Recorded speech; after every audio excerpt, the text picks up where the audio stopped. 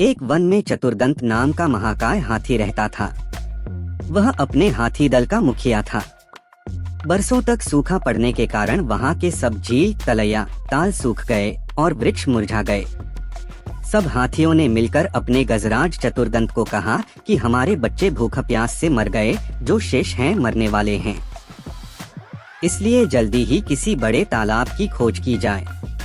बहुत देर सोचने के बाद चतुर्दंत ने कहा, मुझे एक तालाब याद आया है। वह पाताल गंगा के जल से सदा भरा रहता है। चलो वहीं चलें। 5 रात की लंबी यात्रा के बाद सब हाथी वहां पहुंचे। तालाब में पानी था। दिन भर पानी में खेलने के बाद हाथियों का दल शाम को बाहर निकला। तालाब के चारों ओर खरगोशों के अनगिनत बिल थे। उन बिलों से जमीन पोली हो गई थी। हाथियों के पैरों से वे सब बिल टूट फूट गए। बहुत से खरगोश भी हाथियों के पैरों से कुचले गए। किसी की गर्दन टूट गई, किसी का पैर टूट गया। बहुत से मर भी गए। हाथियों के वापस चले जाने के बाद उन बिलों में रहने वाले क्षतविक्षत लहूलुहान खरगोशों ने मिलकर एक बैठक की। उसमें स्वर्गवासी खरगोशों की स्मृति में दोहक प्रकट किया गया तथा भविष्य के संकट का उपाय सोचा गया। उन्होंने सोचा, आसपास अन्यत्र कहीं जल न होने के कारण ये हाथी अब हर रोज इसी तालाब में आया करेंगे और उनके बिलों को अपने पैरों से रौंदा करेंगे। इस प्रकार 2-4 दिनों में ही सब खरगोशों का वशनाश हो जाएगा। हाथी का स्पर्श ही इतना भयंकर है जितना सांप का सूंघना, राजा का हंसना और मानिनी का मार। इस संकट से बचाने का उपाय सोचते सोचते एक ने सुझाव रखा, हमें अब इस स्थान को छोड़कर अन्य देश में चले जाना चाहिए। यह परित्याग ही सर्वश्रेष्ठ नीति है। एक का परित्याग परिवार के लिए, परिवार का गांव के लिए, गांव का शहर के लिए और संपूर्ण पृथ्वी का परित्याग अपनी रक्षा के लिए करना पड़े तो भी कर देना चाहिए। किंतु दूसरे खरगोशों ने कहा, हम तो अपने पिता पितामह की भूमि को न छोड़ेंगे।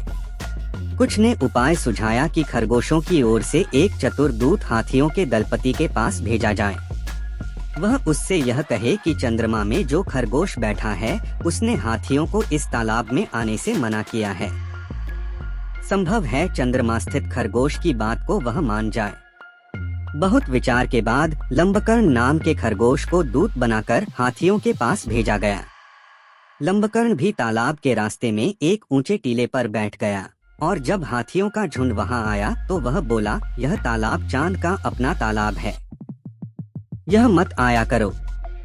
गजराज, तू कौन है? लंबकर्ण, मैं चांद में रहने वाला खरगोश हूँ। भगवान चंद्र ने मुझे तुम्हारे पास यह कहने के लिए भेजा है कि इस तालाब में तुम मत आया करो। गजराज ने कहा, जिस भगवान चंद्र का तुम संदेश लाए हो वह इस समय कहाँ है? लंबकर्ण, इस समय वह तालाब में है। कल तुमने खरगोशों के बिलों का नाश कर दिया था। आज वे खरगोशों की विनती सुनकर यहाँ आए हैं। उन्हीं ने मुझे तुम्हारे पास भेजा है। गजराज, ऐसा ही है तो मुझे उनके दर्शन करा दो, मैं उन्हें प्रणाम करके वापस चला जाऊंगा। लंबकर्ण अकेले गजराज को लेकर तालाब के किनारे पर ले गया। तालाब में चांद की छाया पड़ रही थी। गजराज ने उसे ही चांद समझकर प्रणाम किया और लौट पड़ा।